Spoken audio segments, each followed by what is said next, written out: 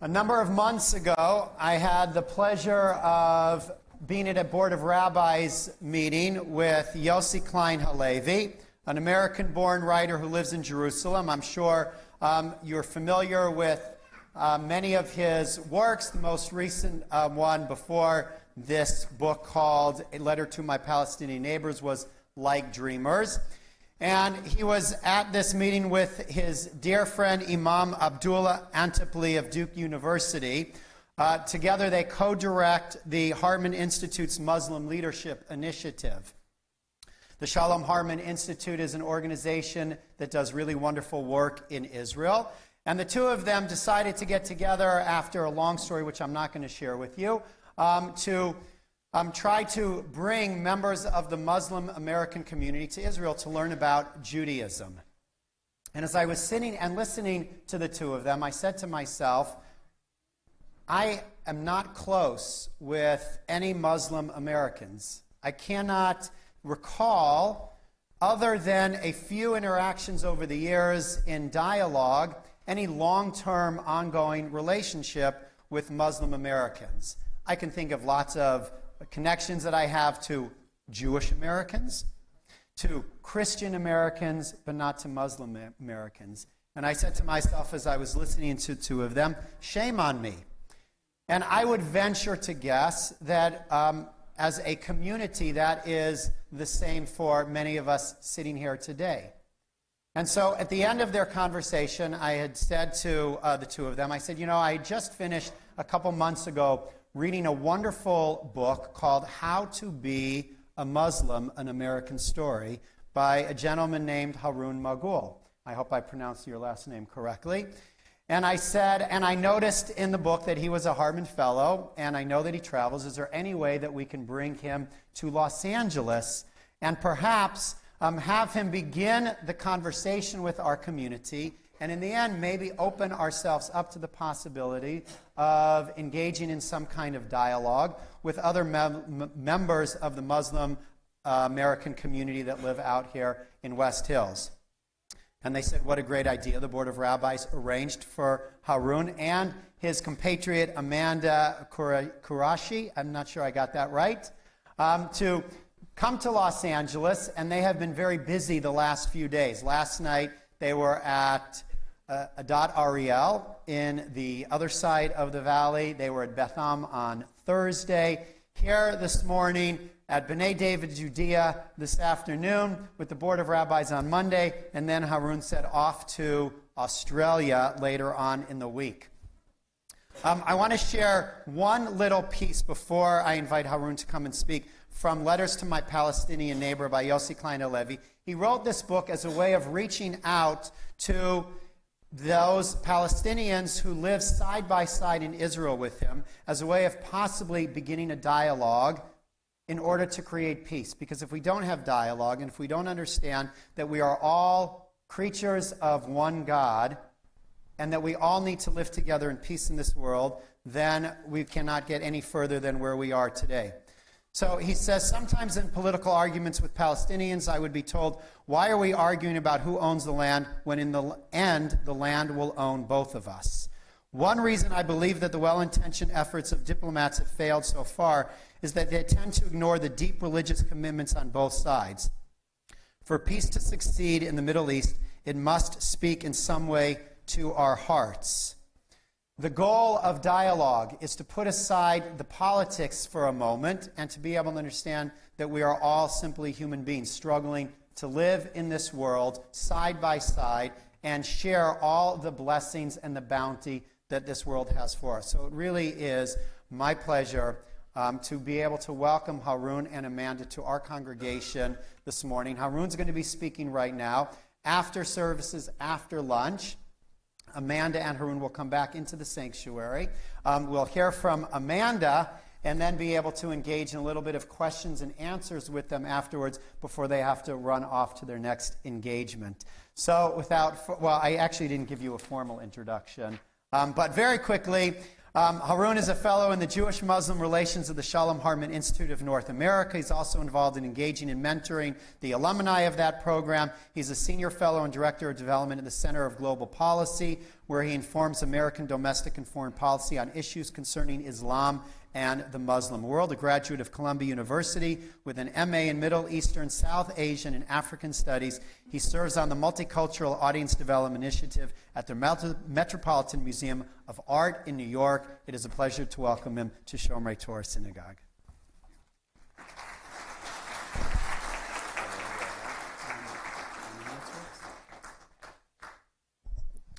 Shabbat Shalom. Welcome to Los Angeles. You probably live here. I want to live here.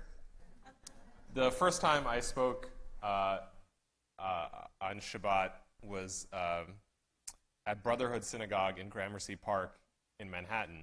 I live in New York, and perhaps some of you know it. It's one of the most beautiful buildings I've ever seen, and I was pretty frenzied. As you can tell, I have a kind of hectic schedule, and so I decided that I would write my remarks on my phone while I was taking the train downtown. And I thought it was very smart. And then as I was walking into the synagogue, I realized that I can't use my phone. And so I proceeded to ramble for 20 minutes, which is a skill I learned in Muslim spaces. You see, our primary day of worship is Friday, and our Friday prayer services take place right after noon, and it consists of a sermon followed by a ritual prayer. The way the Muslim service works, we sit on the floor, and we don't have chairs or pews, and we are not allowed to speak during the sermon. So, in effect, this is where we learn to take people hostage. Because that's a joke, you can laugh, I'm allowed to say that. So, I mean, maybe it's a joke, I don't know, you'll find out later. So, you know, it's a nice way of us really learning how to own the microphone, because nobody can do anything. You're not allowed to leave, you're not allowed to complain, you're not allowed to protest, you're not allowed to really do or say anything. Sometimes some of my colleagues who give sermons, they do so on their cell phones. I find this personally offensive, and so the way in which I respond to that is I give them a call during the sermon. I don't say anything, I just call them to see if they've shut their phone off. I'm here today to talk to you about my book, How to Be a Muslim. Unlike in previous instances, I totally prepared for this. If you feel that I'm bouncing from one topic to another, it's just because I'm ADD. So for those of you who might be, there is hope in the future. You can find a way forward. There's nothing to be ashamed of. I was going to say, actually, you mentioned my name. So my first name, I used to have this kind of thing where I would say my first name is Haroon. It's Arabic for Aaron, Aharon in Hebrew, but I'm not Semitic. And my last name, Moghul, is Persian for Mongol. I'm not Persian or Mongolian. And then a few weeks ago, I decided that I would do the 23andMe thing, because I figured the government already had my genetic profile, so why shouldn't I also have my genetic profile? So I went ahead and did the test. And, the problem with being brown is that, we're just kind of on the short end of the stick when it comes to modernity. So if you're of European ancestry, you'll find out the most specific things of your background, right? Like you're 60% Irish and 30% British and 10% French, and so on and so forth. I did the test very excitedly, spent my $69, got back my results, and I found out I was 99.9%, and I quote, broadly South Asian, which was tremendously helpful because I already knew that. Also, there are 1.3 billion people in South Asia who speak dozens of languages, and I thought I could get a little bit more insight than that. But one of the neat things I found out is that I was 0.1% Middle Eastern or North African. And 23andMe informed me that somewhere between 1710 and 1800, I had an ancestor who was 100% Middle Eastern or North African, which I thought was really cool, but of course I know nothing about this. Anyway, that has nothing to do with anything either. I just wanted to tell you that story because it was meaningful to me, and it happened to me, and you have nowhere to go. So, the book I wrote, I want to tell you a little bit about how I wrote the book and why I wrote the book and why I do the work I do, which is to build Muslim-Jewish engagement. Amanda is my partner in this sometimes frustrating, often exhilarating, and frequently overwhelming endeavor. And so I was actually, when I grew up in New England, and the first college I visited was Yale. I was about 10 or 12 years old, something like that. And I remember absolutely falling in love with the campus. I was a pretty nerdy kid, and I thought to myself, this is where I want to go to school. And we all have these kinds of obsessions. We don't necessarily know where they come from, but something in some place tugs at us and we feel a connection. And so I decided to myself that I would do whatever it takes to go to Yale. And when I was in high school, I found out that high school students were allowed to take college courses at Yale. My parents, being Pakistani, were more than enthusiastic. To give you a sense of what it's like to be a Pakistani, just in case you don't know any Pakistanis or anyone who is broadly South Asian, both of my parents were doctors. And when I told my father I was writing a book, he kind of looked at me and gave me that look like I'm really disappointed that this is my child. I crossed the entire planet to come here in order for my child to write a book about where his parents came from. Kind of felt like a little bit of a disappointment. About a year later, while he was watching a Lakers game, we are Lakers fans, even though we grew up, or because we grew up in Massachusetts in the 80s. For those of you who remember Showtime and the Lakers-Celtics rivalry, for those of you who don't, shame on you. My father looked at me and he said, weren't you writing a book? Which is the question no author wants to hear. I began to become very defensive and pointed out that writing is a creative process, and you can't force these things, and it comes to you and it comes to you. And my father interrupted me and said, Bill Clinton wrote a book in 6 months, to which I gently pointed out Bill Clinton was the most powerful man in the world for 8 years. He could probably write anything and get it published in several months. To which my father responded, why can't you be president? So that's a little bit of a sense of what it's like to grow up Pakistani American. So anyway, I took these college courses at Yale. I was very excited for myself. I took modern social theory and introduction to philosophy. Incidentally, that was the first place in which I learned that religion was not a static category. It was something that changed and grew and evolved over time. I was very proud of myself because I did pretty well in these courses. I got a recommendation from a Yale professor. I was pretty sure I had it in the bag. On April 1st, 1998, in a bit of divine humor, I received my rejection letter from Yale. I was absolutely heartbroken. This simply confirmed to my father that I was the disappointment that he would in the future know I was. And it's this bottomless pit of inadequacy that animates every South Asian American. It's fine, though. There's a thing called therapy, and this is one way in which we contribute to the American economy, and we shouldn't be deported.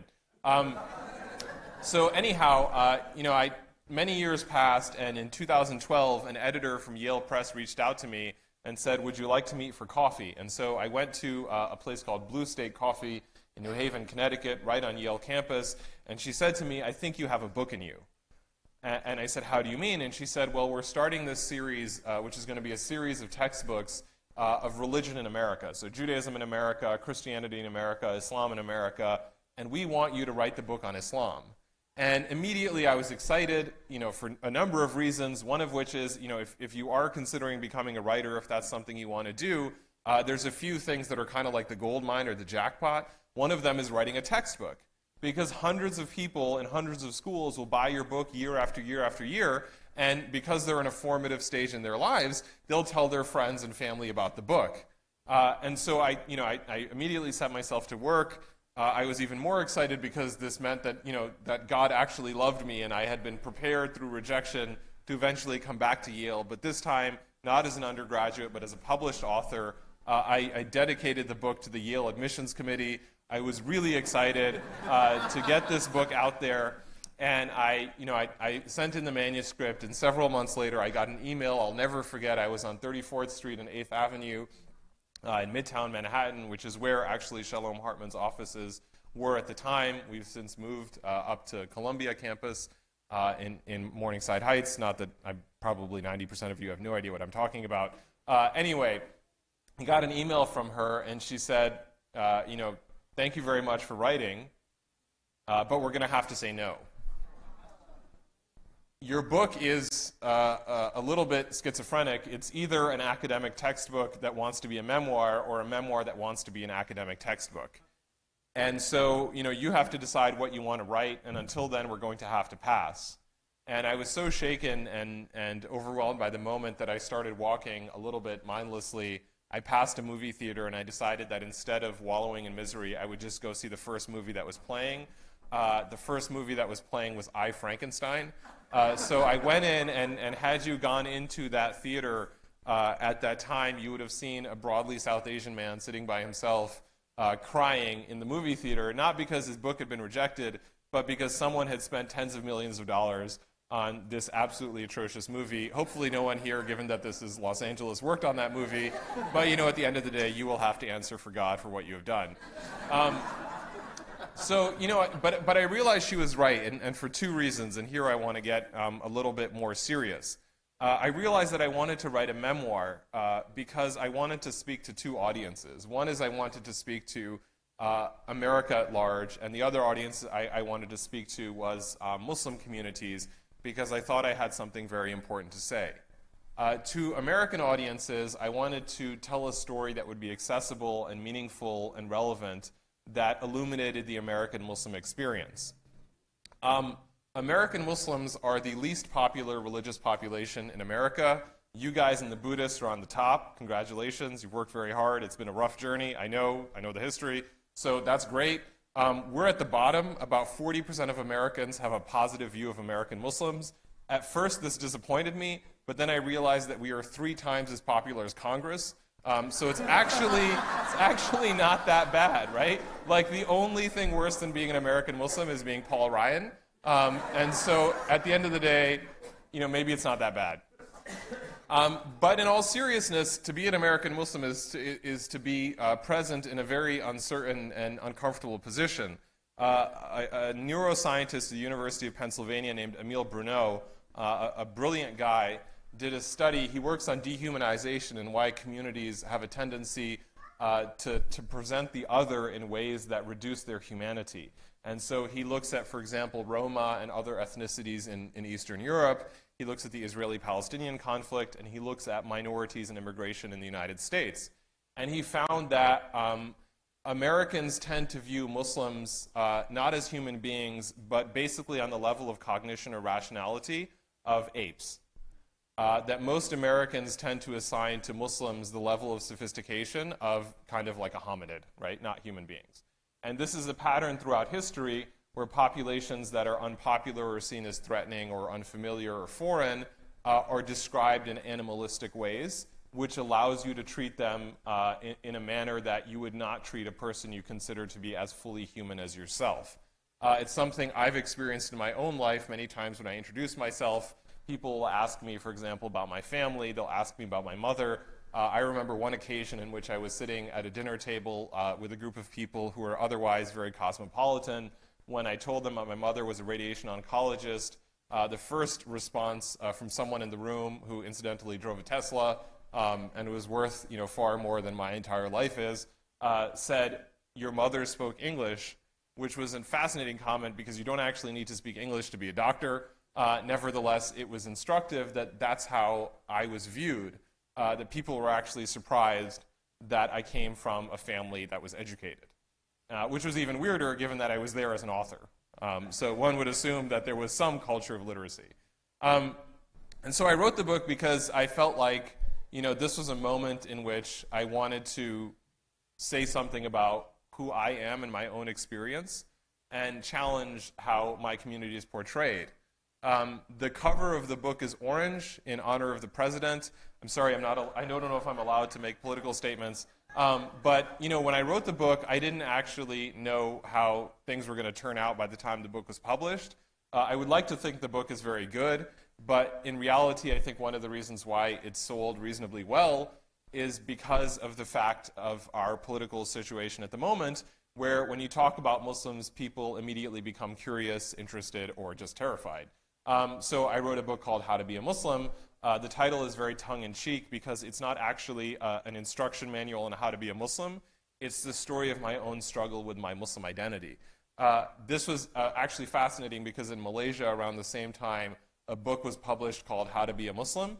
And if you go on Amazon, they tell you like customers also bought, so a little bit, kind of like maybe if you want a book with a similar frame or a sense of a recommendation. So for the first 2 or 3 months, the book that was most frequently bought alongside my book was A is for Allah, because people, like parents, seemed to think that this was a great book for their kindergartners, which it definitely is not.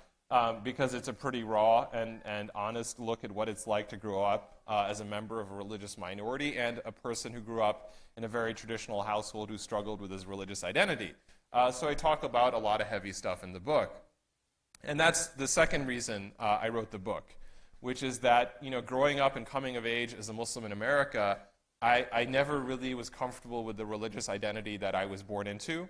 And it was really hard for me to find a relationship to my faith that really spoke to me. And I felt like a lot of young Muslims, not just in the United States, but elsewhere in the world, were really looking for a kind of religiosity that they could connect to, that they could take pride in, that would be meaningful and moving to them, and that wouldn't be experienced as oppressive or suffocating or simply irrelevant. And I think that this is a struggle that many people feel with their own faith traditions.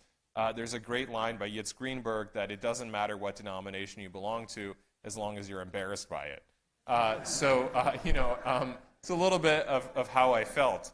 And, I learned something in college, which I think many of us probably come to, is that we want to build the kind of communities we want to see. And I wrote the book that I wish I had been able to read when I was a young adult, and I was really struggling with a lot of these questions. And that takes me to the final part of this, which is that, I wanted to write this book, and I wanted to talk about difficult topics, because I think, and here I'll pause, I think one of the reasons why I work for Hartman is because what I found in my Jewish colleagues was an incredible transparency and honesty about their own faith commitments. Nobody ever, for lack of a better term, whitewashed their tradition. And so when I first went to Israel and studied with Jewish scholars about Israel, about Judaism, about Zionism, what I was amazed by is that no one was attempting to make the picture pretty. People were very honest about their differences, about their disappointments, about what they wanted Israel to be and what they thought it was, and they openly debated amongst themselves. And I found this deeply reassuring and also inspirational. And I wanted to do, in a Muslim space, the same kind of thing, where I could be compassionately critical of my own tradition and my own communities. And so I wrote the book because I believed that one of the greatest challenges that links Muslim communities here and abroad is a difficulty with difference. That we don't seem to know how to deal with people different than ourselves.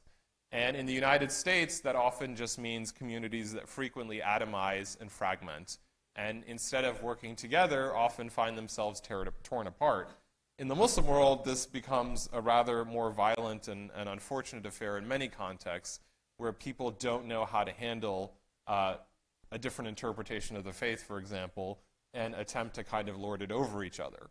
And when I did the program and I came back and my participation in this program, bringing Muslim leaders to Israel, became public, I received a lot of pushback and a lot of criticism, and perhaps paradoxically, that's what inspired me to stay on this path and eventually to work for Hartman.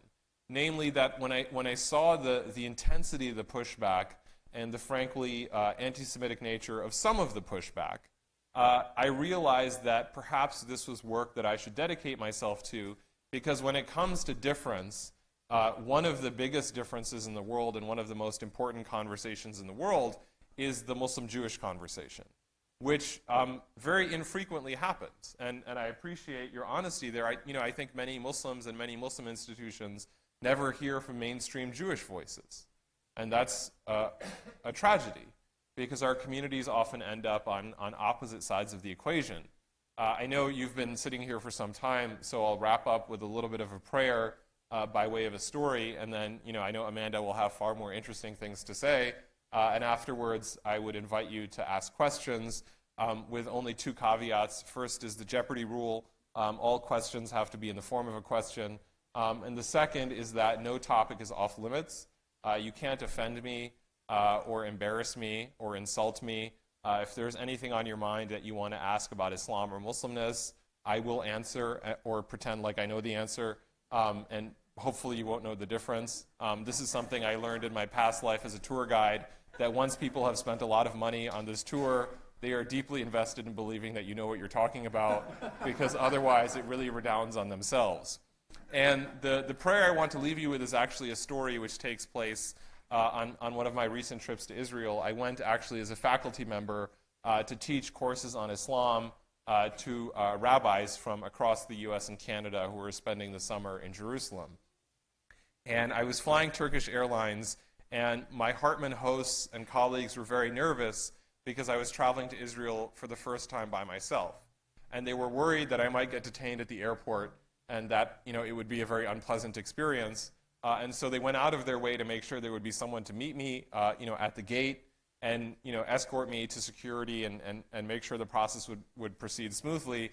And what ended up happening is that we sat in the plane at JFK. I was very happy I got an entire row of 3 seats to myself, but there was some sort of mechanical issue with the aircraft and we got delayed. And we were delayed several hours, and it turned out that I was going to miss my connecting flight to Tel Aviv. And at the same time, of the 3 TV screens on the 3 seats that I had to myself, none of them were working, including the charging ports. So I had no way of emailing Marlene to let her know that I was going to be on another flight. And I thought to myself, well, when I get to Istanbul and I transfer, certainly there will be a way for me to connect to someone in Israel and let them know. And as we were landing, I pulled aside one of the stewards and I said, where is the transfer desk in Istanbul airport, because I missed my connection? And he said, where are you going? And I said, Tel Aviv. And immediately a woman in the row in front of me jumped up. She was much older than I was. And she said, you're going to Tel Aviv? And I said, yes. And she said, what's your name? And I said, Haroon. And she said, Ahahon. And I was kind of like, I'm not really sure what I'm supposed to say in this moment, so we're just going to go with it. And she said, is it okay if I go with you to the transfer desk? And I said, well, absolutely. We can go to the transfer desk together and take care of our flights and be on the next flight. And so when we got to the airport, we went to the transfer desk, and we both made sure our tickets were changed. And I turned to her and I said, well, I guess I'll see you at the gate. And she said, well, maybe we can spend some time together. At which point I thought that was a little bit weird. And so, we went to a cafe and we sat in the middle of Istanbul airport and we had a coffee.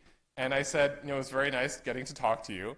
But now I'm going to go do some shopping because I didn't anticipate I would be here for several extra hours, and I'll buy some gifts for my nephews and niece. And she said, well, why don't you just leave your stuff here with me? Because it's so much harder to shop when you're carrying your luggage around, and when you're done, you can just come back. And I thought to myself, okay, it's getting a little bit strange. But I left my stuff there because I'm the kind of guy who leaves his stuff with someone he doesn't know, which is a great habit for a Muslim in the airport, by the way. It's actually, I should probably, really work on that. And, I came back with some gifts for my nephews and niece. And then I said, well, I'm going to go to Burger King because I have this tradition whenever I'm in Istanbul airport, I get a Whopper. And so she said, well, why don't you go and bring it back? And I couldn't figure it out. Like, she was terrified of being alone in the airport. I don't know what it was. Maybe she's not used to traveling by herself. Maybe she was freaking out because she was surrounded by several thousand Muslims. I have no idea. But I brought my Whopper back because I felt like I didn't want to leave her alone. And then about half an hour later, I said, well, I have to go to the bathroom. And she said, I'll come with you. And I said to myself, what does that possibly mean? And, I'm not really sure I'm comfortable with this relationship anymore.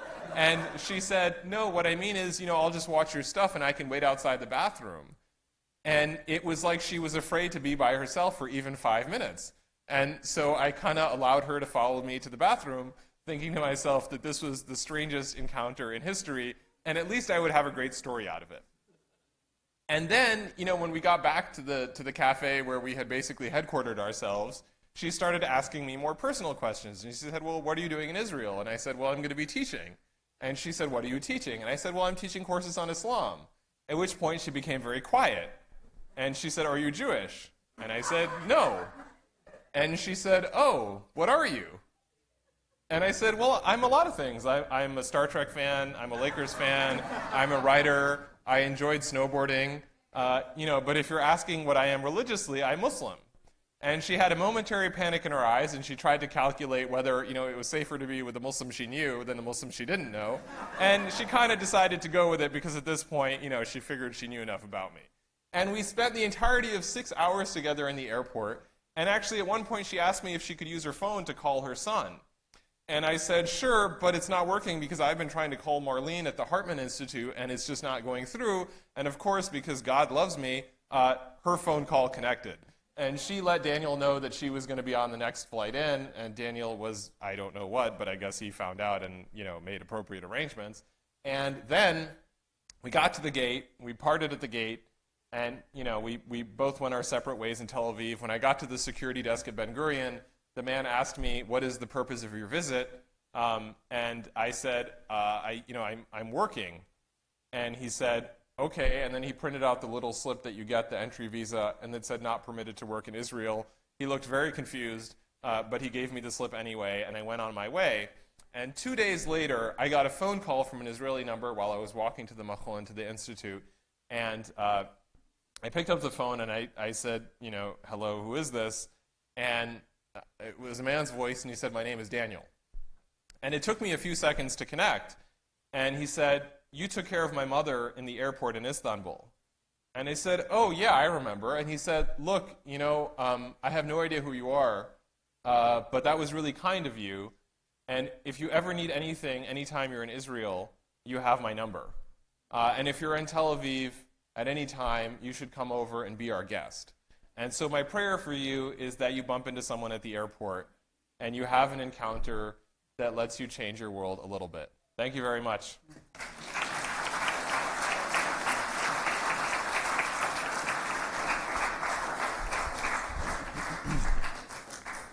So many wonderful pearls of wisdom, so many gems that you just shared with us, Haroon. Thank you so much. I do want to acknowledge and just point out the very first thing that Haroon said is that in a mosque, the community has to sit quietly while the imam is speaking. And if we could borrow anything from Islam, maybe I will go and speak in mosques instead of in synagogues, because it's not like that here. I start to speak and half the congregation gets up and walks out.